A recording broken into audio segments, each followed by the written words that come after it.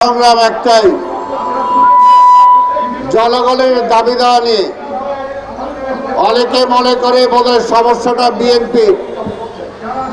এটা বিএনপির সমস্যা না, এটা রাষ্ট্রের সমস্যা, এটা জনগণের সমস্যা। জনগণ আজকে খেয়ে পড়ে বাঁচার মতো অবস্থা নাই। ব্যাংকগুলো সব লুট হয়ে গেছে, আর লুটেরারা বসে আছে সরকারের আশেপাশে। আপনারা দেখতে পাচ্ছেন যে কিভাবে আমাদের আজকে যে সভা, আমাদের ইঞ্জিনিয়ার ইশরাক সহ জেলে যারা আছেন এবং গণতন্ত্রের মা দেশনেত্রী বেগম খালেদা জিয়া, তাদের মুক্তির দাবিতে প্রতিটা দিন জেলখানায় আমাদের লোকজন যাচ্ছে। আগে ছিল মামলা, আর এখন হলো সাজা। কার কত বছর সাজা হয়েছে? তাই আমি এর আগেও বলেছি যে দলের নেতা কর্মীরা হাসতে হাসতে জেলখানায় যায়, যে দলের নেতা কর্মীরা হাসতে হাসতে মৃত্যুবরণ করে, সেই দলকে ইচ্ছা করলেও শেখ হাসিনা আপনি ধ্বংস করতে পারবেন না। কারণ আমরা জনগণের কথা বলি, জনগণের জন্য রাজনীতি করি।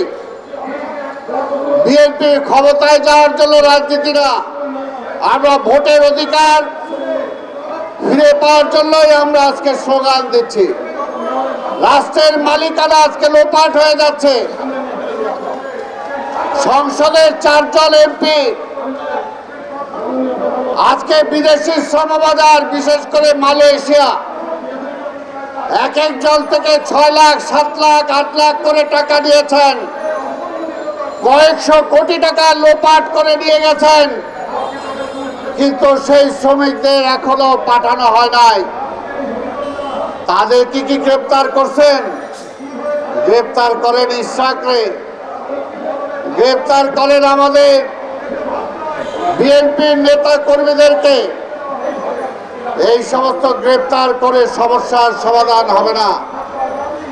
তাই ভাইরা আমার, আজকের এই সময়ে আপনাদের সামনে বলতে চাই, যেহেতু দাবি আপনার অভাবে আছেন, আপনারা আজকে সবাই মিলে জনগণের সরকার প্রতিষ্ঠা করতে না পারলে, এই সরকারকে ক্ষমতা থেকে নামাতে না পারলে এই ব্যাংক ডাকাতি বন্ধ হবে না। বাংলাদেশ ব্যাংকের ভোল্টের টাকা, ভোল্টের সোনা চুরি হয়ে যায়, তাদেরকে ধরতে পারেন না। আজকে গতকালকেও বগুড়ায় ব্যাংকের বোল বিক্রি করে ভেঙে সেখান থেকে টাকা, স্বর্ণ নিয়ে গিয়েছে। কয়েকদিন আগে পার্বত্য চট্টগ্রামের ব্যাংক লুট হয়েছে, তাদেরকে ধরতে পারেন না। কয়েকদিন আগে মতিঝিলে প্রকাশ্যে অস্ত্র নিয়ে একজন আরেকজনকে দৌড়িয়ে বেরিয়েছে, গুলি করেছে, তাদেরকে ধরতে পারেন না। যে পুলিশের আইজি বেনজির আজকের এই দেশে হত্যা সন্ত্রাসের রাজত্ব কায়েমের পক্ষে কাজ করেছে, সেই বেনজিরকে ধরতে পারেন না।